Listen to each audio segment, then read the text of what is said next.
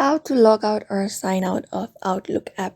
Hello everybody, welcome to another video. In this video, I'm gonna show you a quick tutorial on how we can log out of Outlook app very easily. So let's get started, but before that, make sure you hit the like and subscribe button on this channel.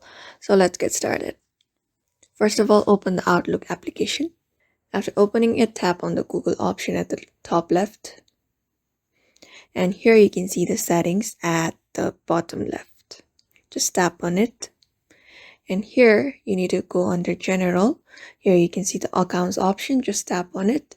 And you can see your Google account that you've associated your Outlook with. Just tap on it. And when you scroll down a bit, you can see this remove account option. Just tap on this option and you can see two options, removing it from this device or removing it from all the other mobile devices that you have signed in. I'm gonna tap on the first option and tap on remove. After some seconds, you have successfully signed out of Outlook app very easily just by following the steps. So I hope this video was helpful to you and thank you for watching this video.